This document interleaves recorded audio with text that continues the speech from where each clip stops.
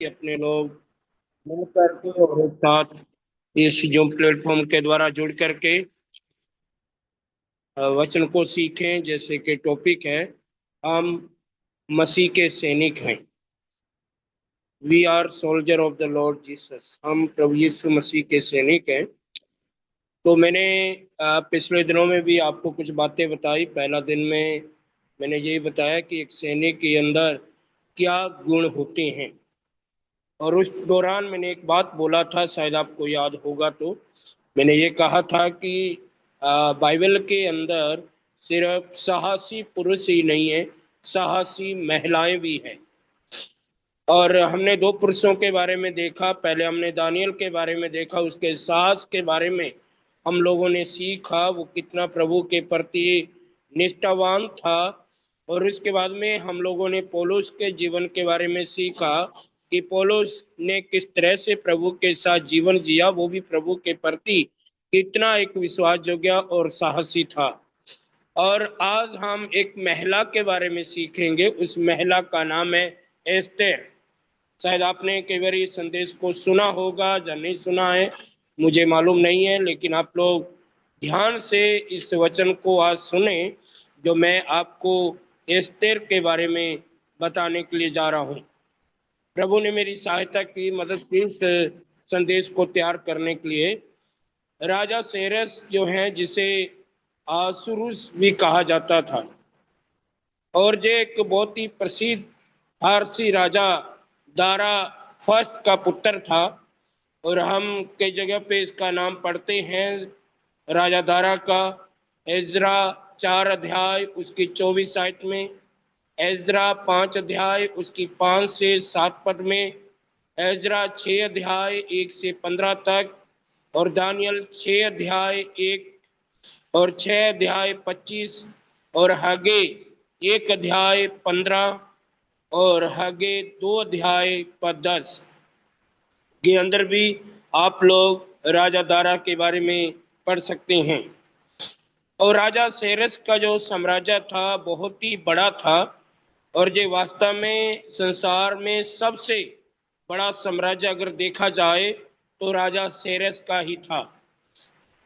क्योंकि उसने Iraq, Iran, Pakistan, Jordan, Lebanon और इसराइल में पाए जाने वाले कई सारे क्षेत्रों को अपने साथ मिला लिया था।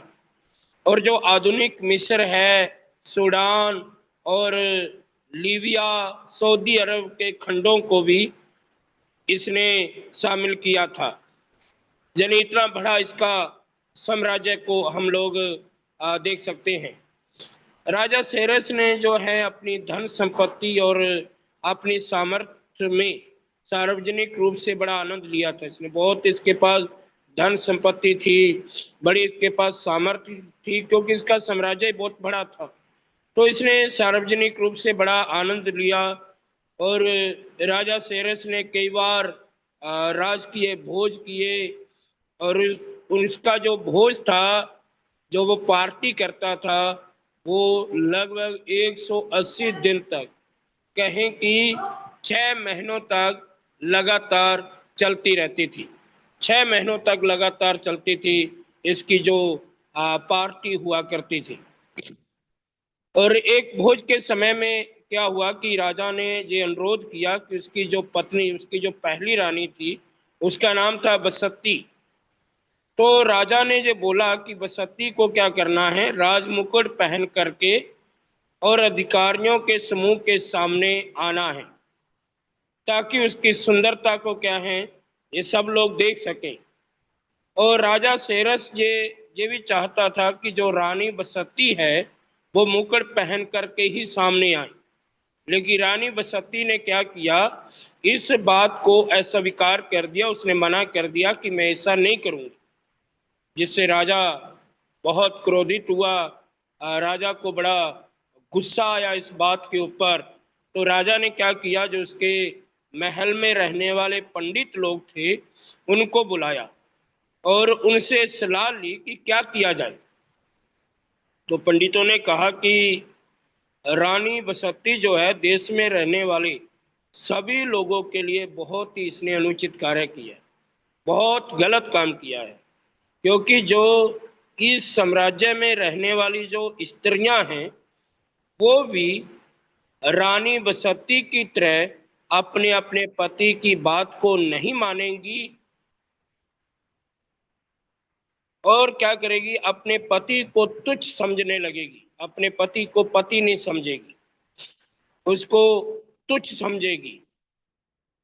तो ये सलाह जो है पंडितों ने राजा सेरस को दिया, और पंडितों ने राजा सेरस को ये भी सुझाव दिया कि वो पूरे देश में एक आदेश को निकाले कि बसंती अब से कभी भी राजा के सामने नहीं आएगी। और ये जो आदेश है, ये सभी प्रांतों के अंदर इसकी घोषणा की गई कि रानी बसंती जो है अब से कभी भी राजा सेरस के सामने नहीं आएगी। और जो उनकी भाषा थी उस भाषा के अंदर ये आदेश दे दिया गया। तो रानी बसंती क्या है, वहां से चली गई। अब राजा जो है अकेला रह गया, क्योंकि रानी तो उस साम्राज्य को, उस महल को छोड़ करके चली गई, और अभी क्या हुआ, राजा जो है वो अकेला ही रह गया। तो राजा सेरस की सेवा टहल करने वाले जो लोग थे ना, उन्होंने सुझाव दिया कि राजा को पूरे देश में से कुंवारी लड़कियों में से अपने लिए एक रानी को चुनना है, एक रानी को लेना है। तो हम लोग देखते हैं कि जो यहूदी इतिहासकार, उस समय में जो यहूदी इतिहासकार, उसका नाम था योसिफुस। तो उसके अनुसार जो है राजा सेरस ने रणवास जहां नई रानी के पद को भरने के लिए पार्थियों के रूप में 400 स्त्रियों को चुना, 400 स्त्रियों को चुना। एस्तर 2 अध्याय 1 से 4 आप पढ़ सकते हैं। और स्त्रियों को राजा के साथ मिलने से पहले 12 महीने तक या 1 वर्ष तक उनको सौंदर्य उपचार की विधि में से निकलना पड़ता था। ये 12 महीने तक एक सौंदर्य उपचार की विधि में से उनको क्या करना पड़ता था, उनको निकलना पड़ता था। एस्तर 2 अध्याय उसकी 12 आयत। और एक यहूदी युवती थी जिसका नाम इब्री के अंदर हदस्सा था, हदस्सा, हदस्सा, जिसका अर्थ है मर्टल, यानी सदाबहार पौधा, हम कह सकते हैं सदाबहार पौधा। और जब वो फारस के राजा के महल में गई ना, तब उसका नाम एस्तर पड़ा। पहले उसका नाम एस्तर नहीं था, पहले उसका नाम हिब्रू के अंदर हदस्सा था, हदस्सा, जिसका अर्थ है मर्टल, सदाबहार पौधा कह सकते हैं हम। और जब वो फारस के राजा के महल में गई तब उसका नाम एस्तर रखा गया था। एस्तर का नाम का अर्थ है तारा, स्टार, सुंदरता, प्रकाश, साहस, संकट के समय में अपने लोगों की रक्षा करने का एक प्रतीक माना जाता है उसे, एस्तर को। और कुंवारी लड़कियों को राजा के पास लाने से पहले हेगे नामक एक व्यक्ति था, उसकी अधिकार की देख रेख में रणवास में रखा जाता था। एस्तर 2 अध्याय उसकी 8 आयत आप पढ़ सकते हैं। और राजा के साथ मुलाकात के बाद ना वो कुंवारियां नहीं रहती थी, उन्हें रखेलियों के घर पे, जहां रखेलियों के प्रबंधक के घर में, घर के आसपास निर्धारित क्षेत्र के अंदर एक जगह को चुना जाता था, उस जगह में उनको रखा जाता था और एक खोजे की चौकसी भरी दृष्टि के अधीन उनको रखा जाता था। और उस खोजे का नाम था सासगज, उस खोजे का नाम सासगज था। पढ़े कोई भी एस्तर 2 अध्याय और उसकी 14 आयत, और सभी लोग एस्तर की किताब को खोल करके रखें। एस्तर 2 अध्याय उसकी 14 आयत पढ़े। सांझ को तो वह जाती थी और बिहान को वह लौट कर रनवास के दूसरे घर में जाकर रखैलियों के रखवाले राजा के खोजे शासागज के अधिकार में हो जाती थी और राजा के पास फिर नहीं जाती थी। और यदि राजा उससे प्रसन्न हो जाता था, तब वह नाम लेकर बुलाई जाती थी। जहाँ पर लिखा हुआ है कि सांझ को तो वह जाती थी और सवेरे को वह लौट करके रनवास के दूसरे घर में जाकर के रखेलियों के प्रबंधक राजा की खोजे 7 गज के अधिकार में हो जाती थी, और राजा के पास वो फिर नहीं जाती थी। ठीक है। और राजा उससे प्रसन्न हो जाता था, तब वो नाम लेकर के बुला जाती थी। राजा उन्हें अपनी रानियों को, जिससे वो प्रसन्न होना चाहता था, उसको नाम लेकर के वो बुलाता था। तो ये जो एस्तर हैं, ये मुर्दकी नाम की एक बिन्यामीन, मुर्दकी जो एक बिन्यामीन था, उसकी एक चचेरी बहन थी। आप पढ़े 19 पढ़े, एस्तर 2 अध्याय उसकी 19 आई, जब 2 का 19। कुंवारियां दूसरी बार इकट्ठी की गईं, तब मुर्दके राजभवन के फाटक में बैठा था। हाँ, देखिए ध्यान से सुने। तो मुर्दकी नाम की एक बिन्यामीन की चचेरी बहन थी, और एस्तर के माता पिता की मृत्यु के बाद ना, मुर्दकी उसे अपनी पुत्री के रूप में अपनाता था। और मुर्दकी भी एक फारसी शासन में किसी भी तरह का एक आधिकारिक पद था उसके पास। मुर्दकी के पास भी उस शासन में एक आधिकारिक पद था, जो हमने अभी 2 के 19 में पढ़ा है, क्योंकि वो राजभवन के फाटक में बैठा करता था, वहां पर वो रहता था। और जब एस्तर को रानी के लिए एक प्रार्थी के रूप में चुना गया था ना, तो मुर्दकी ने उसे बताया कि वो अपनी यहूदी पहचान को छिपा करके रखे। अपनी यहूदी पहचान को उनके सामने प्रकट नहीं करना है, रिवील नहीं करना है। ये नहीं दिखाना है कि मैं एक यहूदी हूं। 2 का 10 पढ़े कोई भी, 2 का 10। एस्तर ने ना अपनी जाति बताई थी और ना अपना कुल, क्योंकि मोर्देके ने उसको आज्ञा दी थी कि उसे ना बताना। हाँ, एस्तर ने अपनी जाति बताई थी, ना तो जाति बताई थी, ना अपना कुल, क्योंकि मुर्दकी ने उसको ये आज्ञा दी थी कि जब तू राजमहल में जाएगी ना, ठीक है, तब तू उससे ये प्रकट नहीं करना कि मैं कौन सी जाति से हूँ, कौन से कुल से हूँ। ठीक है। और मुर्दकी जो है प्रतिदिन राजा की रणवास में जाया करता था, और ये देखने के लिए कि रानी जो है वो कैसी है। 2 के 11 में लिखा है, मुर्दकी प्रतिदिन रनवास के आंगन के सामने टहलता था, ताकि जाने कि एस्तर कैसी है और उसके साथ क्या होगा। और जब एस्तर की राजा के पास जाने की बारी आई ना, तब जो कुछ स्त्रियों के प्रबंधक राजा के खोजे हैगे ने उसके लिए ठहराया था, उससे अधिक उसने और कुछ नहीं मांगा। ठीक है। जो कुछ भी स्त्रियों के प्रबंधक राजा के खोजे हैगे ने जो कुछ ठहराया था ना, सब कुछ उसी के अनुसार हुआ। उससे अधिक इसने कुछ नहीं मांगा ना चाहा। और जितनों ने वहां पर एस्तर को देखा, वो सब लोग खुश हो गए, बहुत प्रसन्न हुए वो। लिखा है 2 के 15 में, मैं पढ़ रहा हूं। जब मुर्दकी के चाचा अबीहेल की बेटी एस्तर, जिसको मुर्दकी ने बेटी मानकर रखा था, उसकी बारी आई कि राजा के पास जाए, तब जो कुछ स्त्रियों के प्रबंधक राजा के खोजे हेगे ने उसके लिए ठहराया था, उससे अधिक उसने और कुछ ना मांगा। और जितनों ने एस्तर को देखा, वे सब उससे प्रसन्न हुए, बहुत खुश हुए, बहुत खुश हुए। और देखते हैं कि एस्तर जो थी ना, सुंदर थी, सुंदर और रूपवती और बुद्धिमानी से परामर्श देने वालों के परामर्श की आज्ञा का पालन करने वाली एक, यानी एक रानी थी। जे सभी तरह से, हर प्रकार से जे विनम्र थी, हर प्रकार से बहुत नम्रता के साथ ये काम करती थी। और मेरे प्रिय भाई और बहनों, जैसे जैसे ये बात आगे बढ़ती गई,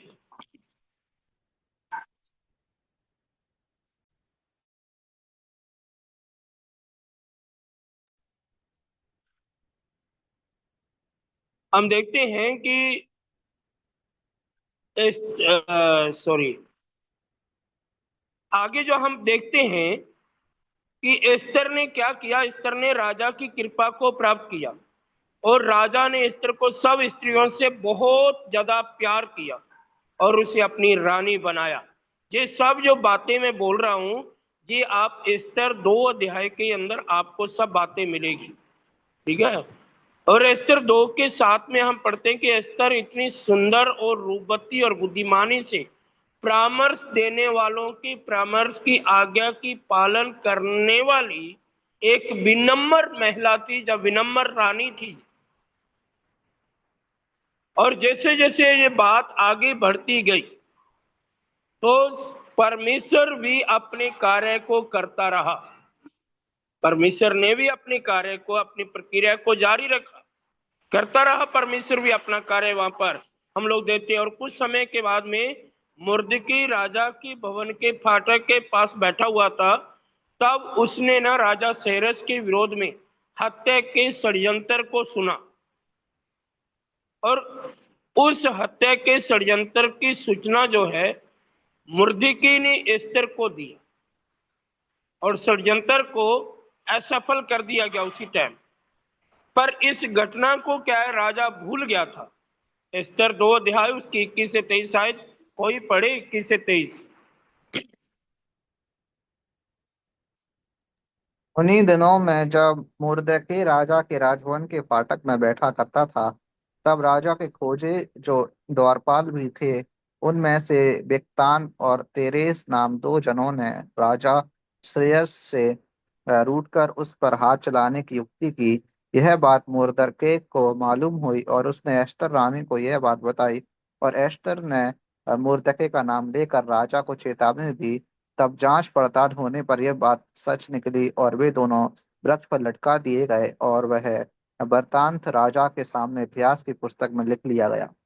हाँ, ठीक है। राजा के ये जो घटना हुई थी, ये राजा के सामने इतिहास की पुस्तक में लिख दिया गया था। तो जो षड्यंत्र रचा जा रहा था राजा के बारे में, राजा को मारने का, उसकी खबर जो है मुर्दकी को पता चली। मुर्दकी ने आगे एस्तर को बताया, और उन दोनों लोग जो ये 2 जन जो थे, जो राजा से रूठ गए थे, जो राजा को खत्म करना चाहते थे, इनको ही उस वृक्ष के ऊपर लटका दिया गया था। तो ये जो षड्यंत्र था जो सफल हो गया। और इसके बाद ना राजा ने अपने राजकीय कार्यों को करने के लिए एक दुष्ट व्यक्ति को, जिसका नाम था हामान, हामान को चुना। और हामान जो है इसराइलियों को तुच्छ मानता था। और हामान जो है अमालेकियों के राजा अगाग के वंशज का था। अमालेकियों को जो राजा लोग थे, तो अमालेकियों के राजा अगाग के वंशज का ये था। निर्गमन 17 अध्याय उसकी 14 से लेकर के 16 आयत में आप पढ़ सकते हैं। फिर हम देखते हैं कि हामान जो है बहुत ही घमंडी था, बहुत घमंड में रहता था। और हामान ने घमंड में होकर राजा के भवन के फाटक पर जो रहने वाले राजकीय अधिकारी थे ना, उसके सामने दंडवत और उसका सम्मान करने की आज्ञा दे दिया कि सब लोग क्या करें ना, मेरे सामने झुके, मेरा सम्मान करें, मेरा आदर करें। लेकिन इसके लिए जो मुर्दकी था उसने मना कर दिया कि मैं ऐसा नहीं करूंगा। और शासकीय जो अधिकारी लोग थे उन्हें इस बात का पता लगाया, और उन्होंने हामान को बताया कि मुर्दकी जो है एक यहूदी है। और इससे हामान ने सेरस के साम्राज्य में रहने वाले सारे यहूदियों को मुर्दकी के संपर्क के जान करके, संबंधी जान करके नष्ट करने की उसने युक्ति बना ली कि इनको, जितने भी यहाँ पे यहूदी लोग हैं, ठीक है, ये सब मुर्दकी के ही संबंध के हैं, तो इनको क्या करना है, इन सबको नष्ट करना है। एस्तर 3 अध्याय उसकी 6 आयत पढ़े कोई भी, एस्तर 3 अध्याय उसकी 6 आयत। उसने केवल मुर्दके को पर हाथ चलाना अपनी मर्यादा के नीचे जाना, क्योंकि उन्होंने हामान को यह बता दिया था कि मुर्दके किस जाति का है। इसलिए हामान ने श्रेयस के साम्राज्य में रहने वाले सारे यहूदियों को भी मुर्दके की जाति जानकर विनाश कर डालने की युक्ति निकाली। और राजा सेरस ने भी हामान को ये कार्य करने की अनुमति दे दी थी कि तू मार सकता है, खत्म कर सकता है, अनुमति दे दिया। और ये जो आदेश है, ये जो आदेश था, ये सभी प्रांतों के लिए दे दिया गया और एक निश्चित दिन तय कर दिया गया, और वो निश्चित दिन भी एक चिट्ठी के द्वारा चुना गया था। एस्तर 3 अध्याय उसकी 13 और 16 आयत में पढ़ सकते हैं, और 4 के 3 में भी देख सकते हैं। और यहूदियों में बहुत अधिक विलाप हो गया, क्योंकि सब लोग संकट में पड़ गए। अब क्या होगा, क्योंकि सबके सब यहूदियों को मारने का आदेश भी उस राजा ने दे दिया, और हामान ने ये षड्यंत्र रचा था। तो अब क्या हो गया, अब वहां पूरे साम्राज्य में जो यहूदी लोग रहते थे उनमें सब में विलाप हो गया। और रानी एस्तर को भी यहूदियों के विरोध रचे गए षड्यंत्र के बारे में कोई पता नहीं था कि क्या यहूदियों के विरोध में क्या षड्यंत्र रचा जा रहा है। उसे तो इस बात का तब पता चला था जब उसकी सेवा टहल करने वाली जो दासियां और सहेलियों ने बताया कि मुर्दकी जो है बहुत विपत्ति में है, संकट के अंदर है। और एस्तर ने मुर्दकी के पास एक संदेशवाहक को भेजा, मैसेंजर को भेजा कि पता लगाए कि बात क्या है, मामला क्या है, क्या हो रहा है।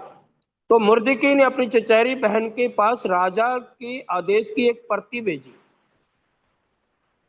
क्या है, एक प्रति भेजी, और उससे भीतर राजा के पास जाकर अपने लोगों के लिए गिड़गिड़ा करके विनती करने के लिए कहा कि रानी एस्तर जो है राजा के पास जाए और राजा को समझाए, उसके सामने गिड़गिड़ा करके विनती करे कि राजा राजा ऐसा ना करे। एस्तर 4 अध्याय उसकी 8 आयत में लिखा है। और अब राजा के द्वारा बिन बुलाए उसके सामने जाना भी नीति के विरोध था। अब राजा ने बुलाया भी नहीं था, और लगभग 1 महीना हो गया था, उसने रानी एस्तर को बुलाया नहीं था, आमंत्रित किया ही नहीं था अंदर। यहाँ लिखा है 30 दिनों तक ना, यानी लगभग 1 महीना। तो आगे क्या हुआ कि एस्तर ने अपने जो मध्यस्थ था ना उसके द्वारा मुर्दकी के पास ये सूचना भेजी कि वो इस कार्य को करने में समर्थ है, वो नहीं कर सकती है, क्योंकि अगर वो बिना बुलाए जाएगी तो उसको खतरा है, क्योंकि ये नीति के विरोध में है। लेकिन ये मामला बहुत गंभीर हो गया, क्योंकि अब रानी एस्तर भी जा नहीं सकती है। तो मुर्दकी ने उसे उत्तर दिया कि तू मन ही मन ये विचार ना कर कि मैं ही राजभवन में रहने के कारण और सब यहूदियों में बची रहूंगी, क्योंकि जो तू इस समय चुपचाप रहे तो और किसी ना किसी उपाय से यहूदियों का छुटकारा और उद्धार हो जाएगा। तू नहीं करेगी तो परमेश्वर कैसे ना कैसे इन लोगों को बचा लेगा। परमेश्वर बचाएगा, जी उनका विश्वास था। और परंतु लेकिन याद रख ले, तू अपने पिता के घराने समेत नष्ट होगी। क्या जाने इस ऐसे ही कठिन समय के लिए तुझे राजपद मिला हो। एस्तर 4 अध्याय की 13 और 14 आयत पढ़े। एस्तर 4 अध्याय की 13 और 14 आयत। तब मुर्दके ने एस्तर के पास यह कहला भेजा कि तू मन ही मन यह विचार ना कर कि मैं ही राजभवन में रहने के कारण सब यहूदियों में से बची रहूंगी, क्योंकि जो तू इस समय चुपचाप रहे तो और किसी न किसी उपाय से यहूदियों को छुटकारा और उद्धार हो जाएगा, परंतु तू अपने पिता के घराने समेत नाश होगी। फिर क्या जाने तुझे ऐसे ही कठिन समय के लिए राजपद मिल गया हो। देखें, ये मुर्दकी ने एस्तर के पास कहला भेजा। तो इतने बड़े विश्वास को देख करके ना एस्तर इस बात के साथ सहमत हो गई, और उसने यहूदियों को ये कहा कि 3 दिन उपवास करें, 3 दिन उपवास करें लगातार। और रानी एस्तर ने और उसकी सहेलियों ने भी उपवास किया। रानी एस्तर ने कहा कि ऐसी ही दशा में मैं नियम के विरोध राजा के पास भीतर जाऊंगी, और यदि नष्ट हो गई तो हो गई, कोई दिक्कत नहीं है मुझे, क्या मैं जाऊंगी क्या, क्योंकि अगर ऐसी दशा है, चाहे जो नियम के विरोधी क्यों नहीं है, लेकिन फिर भी मैं भीतर राजा के पास जाऊंगी। तो रानी एस्तर जो है अपने प्राणों को जोखिम में डालती हुई राजा के सामने पहुंची, और राजा सेरस ने खुश होकर के, प्रसन्न होकर के, सोने का राजदंड जो उसके हाथ में था ना, उसकी ओर बढ़ाया, उसकी ओर बढ़ाया, जो एक तरह का संकेत था कि उसने उसकी उपस्थिति को स्वीकार कर लिया है। सोने का राजदंडा किसी की तरह बढ़ाने का यही एक प्रतीक था, यही एक संकेत था कि उसकी उपस्थिति क्या है, स्वीकार की गई है। एस्तर 5:2 पढ़े। एस्तर 5:2। और जब राजा ने एस्तर रानी को आंगन में खड़ी होकर देखा, तो उससे प्रसन्न होकर सोने का राजदंड जो उसके हाथ में था उसकी ओर बढ़ाया। तब एस्तर ने निकट जाकर राजदंड की लोच हुई। हाँ, तब एस्तर ने पास में जाकर के राजधन की नोक छू ली, उसने छुआ उसको। तो रानी एस्तर ने क्या किया, सेरस और हामान को भोज में आने के लिए आमंत्रित किया कि मैं एक पार्टी करूंगी, एक भोज करूंगी, उसमें राजा सेरस और हामान दोनों ही आना है। और राजा ने क्या किया, हामान को बुलाया और उसके साथ भोज में आया, दोनों भोज में आ गए। और राजा ने एस्तर से पूछा कि वो क्या चाहती है, यहां तक कि आधा राज्य तक भी मैं तुझे दे दूंगा, जो तू चाहती है ना, चाहे आधा राज्य मांग ले, क्या है, वो भी मैं तुझे दे दूंगा। एस्तर 5:6 में लिखा है, पढ़े कोई भी।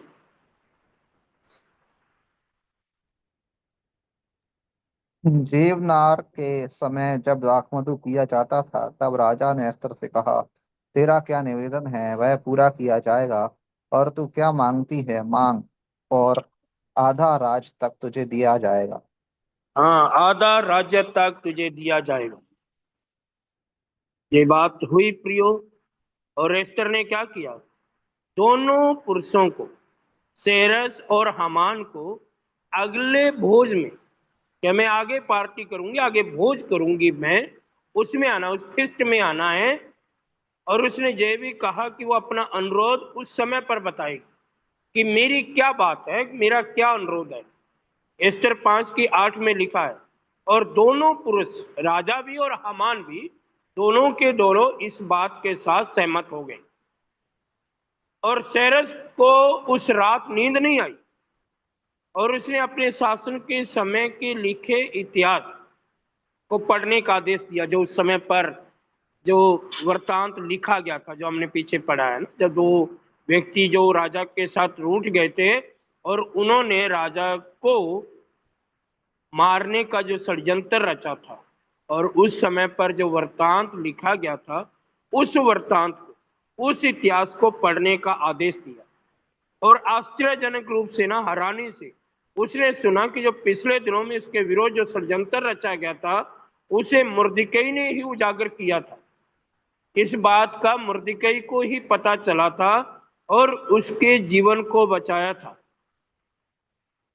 और जब राजा इस बात को पढ़ रहा था ना, तो बीच में ही हामान जो है अपने घर चला गया, और उसने अपने दोस्तों को और अपनी पत्नी को बुलाया और उन्हें बताया कि वो कितना अधिक सम्मानित था, कितना उसका सम्मान किया जाता था वहां पर। लेकिन बीच में कौन आ गया, बीच में मुर्दिकई आ गया। वो कहता है कि परंतु मैंने मुर्दिकई को अपने घर के मार्ग में देखा, तो जिससे मुझे बहुत क्रोध आया, मुझे बहुत गुस्सा आया। तो हामान की पत्नी और दोस्तों ने हामान को ये सलाह दिया कि हामान के द्वारा ना मुर्दिकई के लिए फांसी का फंदा तैयार किया जाए, जिस पर मुर्दिकई को टांग दिया जाए। स्तर 5 अध्याय उसकी 9 से 14 आयत पढ़े। स्तर 5 अध्याय 9 से 14।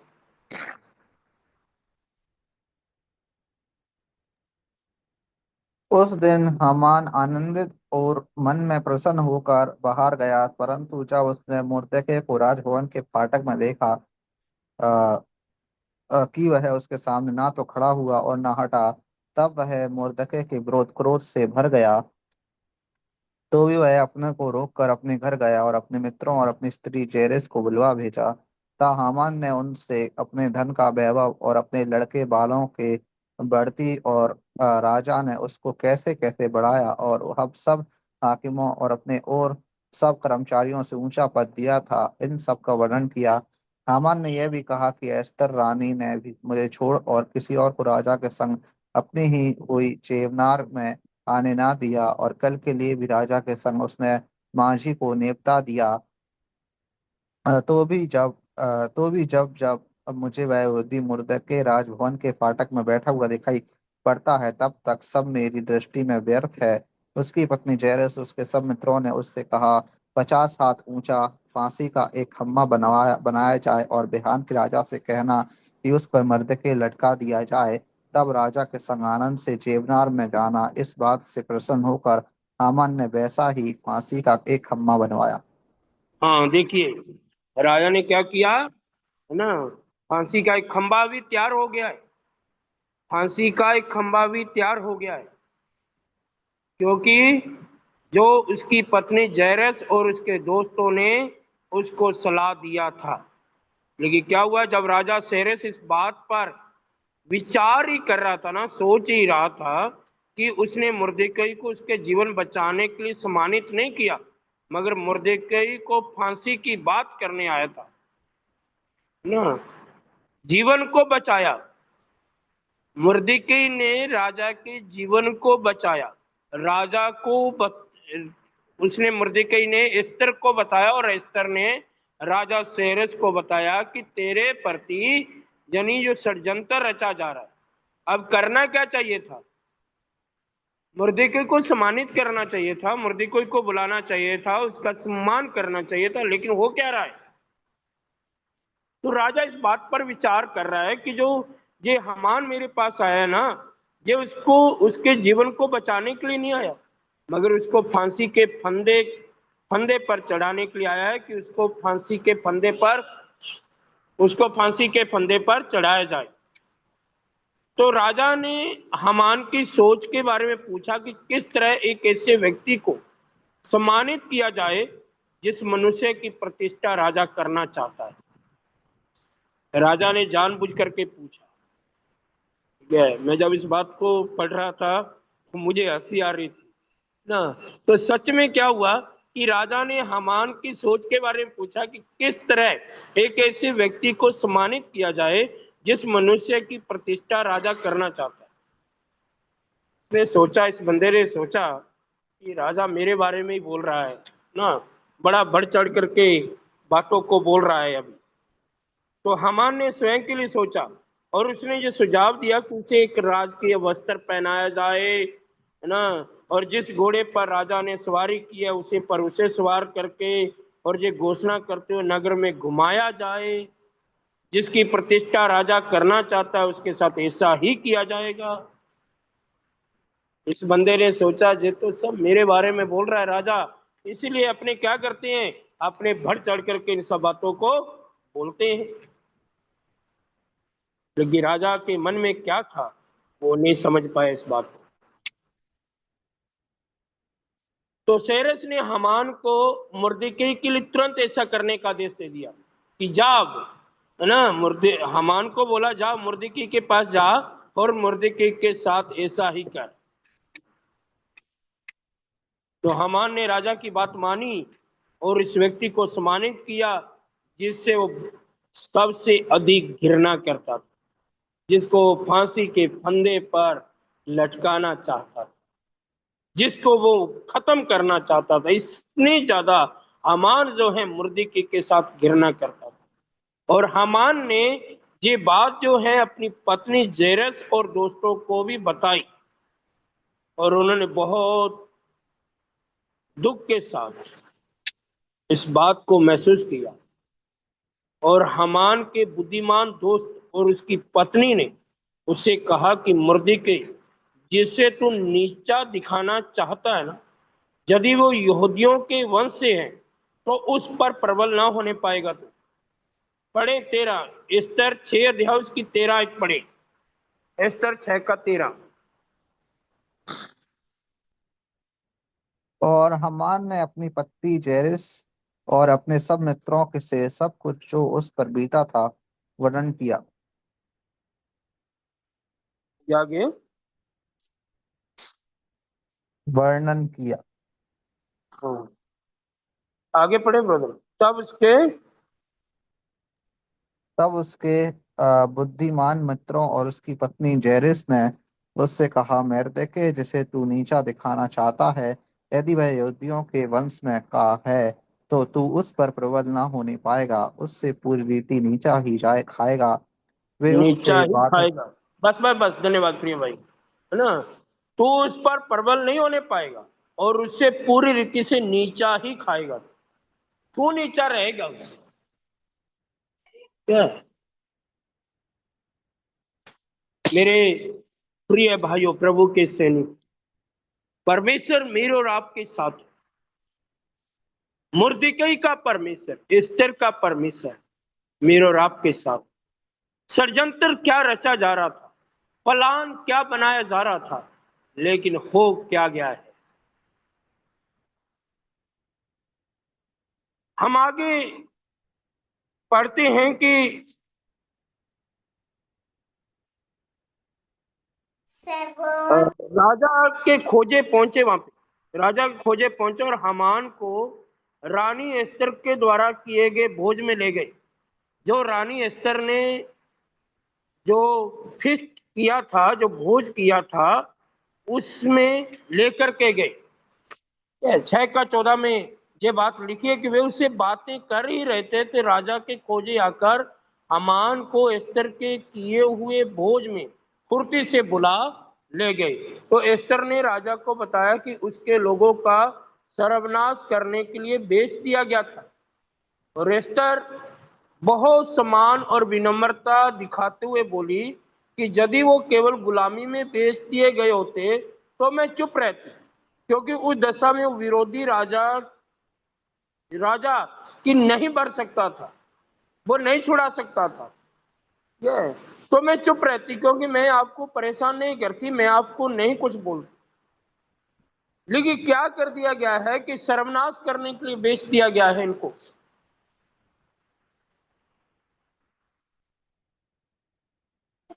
7 के 14 में लिखा है प्यार। और राजा इस बात को सुनकर के बहुत हैरान हुआ कि कोई उसकी रानी के लोगों के साथ ऐसा करने का साहस कर सकता है क्या। तो एस्तर ने ये प्रकट कर दिया कि इस षड्यंत्र के पीछे जो कार्य करने वाला व्यक्ति है ना, वो दुष्ट हामान ही है। इस षड्यंत्र को जो रचने वाला व्यक्ति है ना, वो दुष्ट हामान ही है। एस्तर 7 के 7 में लिखा है। और सेरस राजा जो था, वो भोज से उठते ही बड़ा क्रोधित हुआ, बड़ा गुस्सा आया उसको।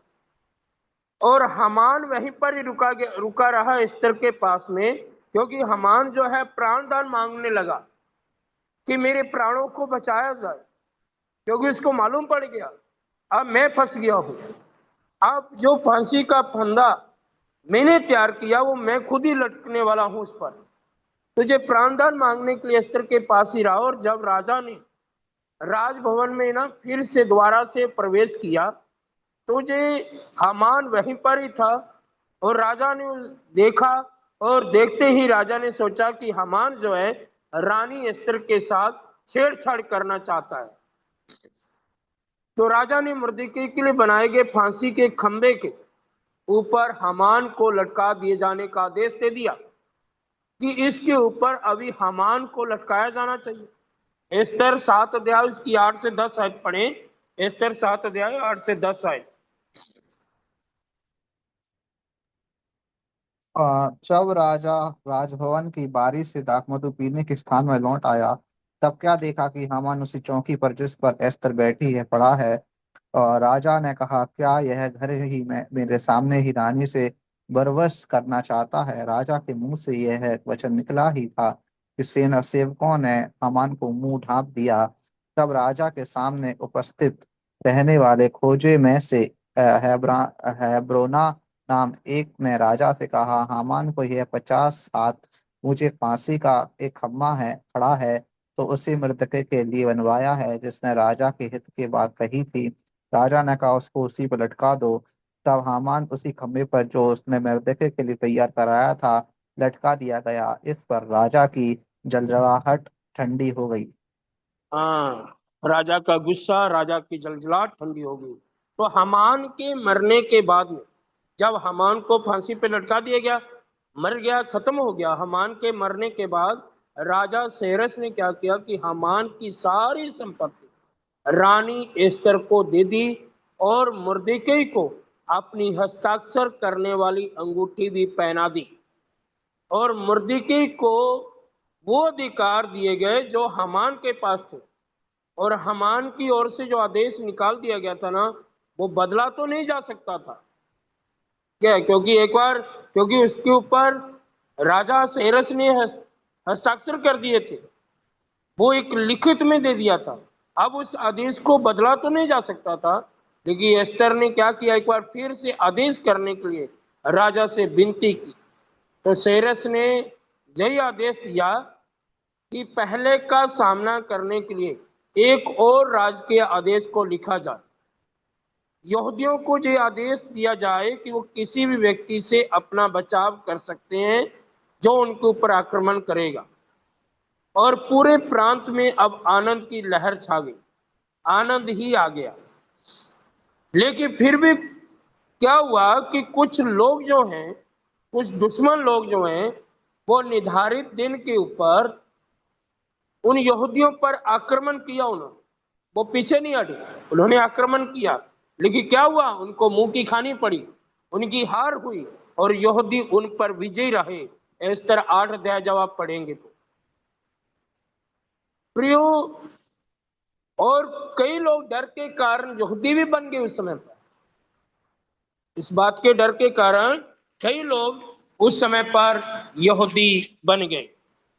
और एस्तर की जो बहादुरी है और परमेश्वर के प्रति जो विश्वास है, वो इसी बात का ही प्रमाण है कि जवान स्त्री का जो जीवित परमेश्वर में विश्वास था, उसका जीवन परमेश्वर की प्रभुता का, उसकी सृष्टि के ऊपर होने की शिक्षा देता है। हमारे परमेश्वर की जो प्रभुता है वो इस सृष्टि के ऊपर है। पूरा ब्रह्मांड, पूरी सृष्टि उसके अधीन है। वो कुछ से कुछ कर सकता है, जल से थल बना सकता है। वो हमारा परमेश्वर, प्यारो, उसके तुल्य और कोई भी नहीं है। वो तुल्य परमेश्वर है, वो अनोखा परमेश्वर है। इसलिए मुझे और आपको उसका संदेश सुनाते हुए, उसका सुसमाचार सुनाते हुए कभी डरना नहीं है, कभी भयभीत नहीं होना है। इसलिए मैंने ये टॉपिक चुना है, हम मसीह के सैनिक हैं। हमें डरने की जरूरत नहीं। हमें भी इन लोगों की तरह, दानियल की तरह, पौलुस की तरह, एस्तर की तरह, हम, मुझे और आपको भी साहसी होना है। सुनने वाली मेरी बहनों से मेरा यही अनुरोध है परमेश्वर के वचन से, मेरी बहनें साहसी बनो, एस्तर की तरह बनो ना। डरो मत, घबराओ मत, चाहे कुछ भी हो जाए। एस्तर ने क्या किया, मैं राजा के सामने जाऊंगी भले कुछ भी हो। उन्होंने बोला प्रार्थना करो, बस उपवास रख के प्रार्थना करो, क्योंकि उनको विश्वास था परमेश्वर ही सब कुछ करने वाला प्रभु है। तो परमेश्वर जीवन के प्रत्येक पहलू में लोगों को, सरकारों को, उनकी जो योजनाएं बना रहे हैं, उनके उद्देश्यों को पूरा करने के लिए ना परिस्थितियों को आपस में जोड़ देता है। आपस में परमेश्वर उन परिस्थितियों को जोड़ देता है। हम नहीं जानते कि परमेश्वर किस समय में क्या कर रहा है। ऐसा समय आ सकता है फिर जब सब कुछ एक साथ आ जाता है, तब हम पीछे मुड़कर देखते हैं तो यही पाते हैं कि हम सही समय पर सही स्थान पर थे, ठीक वैसे ही जैसे एस्तर थे। वो वनवास में ऐसे ही समय के लिए थी, ऐसे समय के लिए बनी थी और ऐसे समय के लिए वो तैयार हुई थी। वो आज्ञा मानने में विश्वास योग्य थी। एस्तर ने परमेश्वर के ऊपर भरोसा किया था, विनम्रता पूर्वक सेवा की थी उसने। और ये बात कोई अर्थ नहीं रखती है कि इसका क्या मूल्य हो सकता है। एस्तर वास्तव में परमेश्वर की प्रतिज्ञा को स्मरण दिलाती है, याद दिलाती है हम देखेंगे रोमियो 8 अध्याय उसकी 28 आयत, रोमियो 8 अध्याय उसकी 28 आयत इस तरह सी बात को हमें स्मरण दिलाती है, याद दिलाती है।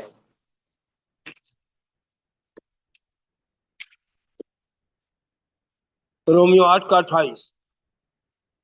और हम जानते हैं कि जो लोग परमेश्वर से प्रेम रखते हैं उनके लिए सब बातें मिलकर भलाई ही को उत्पन्न करती है, अर्थात उन्हीं के लिए जो उसकी इच्छा के अनुसार बुलाए हुए हैं। धन्यवाद प्रिय भाई। हम जानते हैं कि जो लोग परमेश्वर से प्रेम रखते हैं ना, उनके लिए सब बातें मिलकर भलाई ही को उत्पन्न करती। हम नहीं जानते हैं परमेश्वर किस समय पर क्या कार्य कर रहा है, हम नहीं जानते। हम जरूर टूट जाते हैं, निराश हो जाते हैं, घबरा जाते हैं, लेकिन परमेश्वर की क्या योजना है हमें मालूम नहीं होता है। क्यों ऐसा हो रहा है, उसके पीछे परमेश्वर का क्या उद्देश्य है।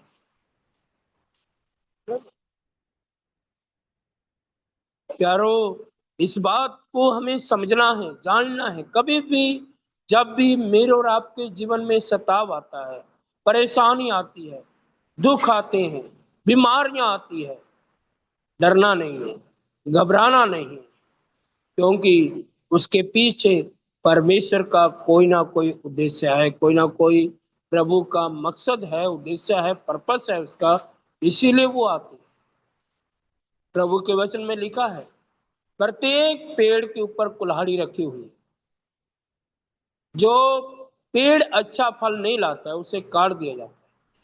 और ये भी बताया गया है जो टहनी फल लाती है ना, जो पेड़ भी फल लाता है, उसको भी क्या किया जाता है, छंटाई होती है, उसकी भी कटिंग होती है ना, कटिंग होती है उसकी, ताकि वो और ज्यादा फल लेकर के आए। मेरे और आपके जीवन में परेशानियां आना, मुश्किलें आना, दुख आना, सताव आना, इसके पीछे प्रभु का उद्देश्य होता है। मैं सच में आपको एक बात कहना चाहता हूं, मैंने पहले भी आपको बताया है। पहले मैं उतना शायद मुझे नहीं जानते थे। इस भारत देश के अंदर कई सेवक लोग हैं, शायद मेरे को उतना नहीं जानते थे, लेकिन जब सताव हुआ, विरोध हुआ ना, टीवी के ऊपर और गूगल के ऊपर, इंटरनेट के ऊपर, बहुत सारी मेरे प्रति और मेरे दोस्तों के प्रति, जो मेरे साथ दो और भाई थे, हमारे तीनों के प्रति बहुत खबरें पहुंची ना, बहुत खबरें पहुंची। और उसके बाद में कुछ भाई लोगों ने फोन भी किया, धन्यवाद प्रभु का। अब जब भी मैं फोन करता हूँ किसी भी भाई को ऑल ओवर इंडिया में, है ना, कहीं पर मैं फोन करता हूँ तो मैं बोलता हूँ कि मैं विजेंद्र सिंह खाजूवाला से बोल रहा। हाँ हाँ ब्रदर, आपके बारे में सुना है, क्या है, तो मुझे बहुत आनंद आता है ना। सच में प्रभु ने कितना जो एक अद्भुत कार्य किया है, सब सेवकों के अंदर एक जान पहचान हुई है, सब सेवक लोग जानते हैं ना, नाम लेते ही तुरंत पहचान जाते हैं। अच्छा ब्रदर, आप वही भाई हैं? हाँ ब्रदर, मैं वही हूँ। हाँ, वे काफी बात करते हैं और हौसला देते हैं और ज्यादा उत्साहित करते हैं प्रभु की सेवा में आगे बढ़ने के लिए। और दूसरा जो कार्य हुआ उसके दौरान सेवकाई भी परमेश्वर ने दिया, सेवा भी बढ़ी। तो ये सताव आने के पीछे परमेश्वर का कोई ना कोई उद्देश्य था। उस टाइम मैं बहुत निराश हुआ ना, प्रभु ये क्या हो गया है, लेकिन धन्यवाद दिया परमेश्वर का, जो हुआ ये आपकी योजना के अनुसार हुआ है, क्या है। और प्रभु का धन्यवाद हो, आप सब लोगों का धन्यवाद। इस वचन के द्वारा परमेश्वर आप सबको आशीष दे।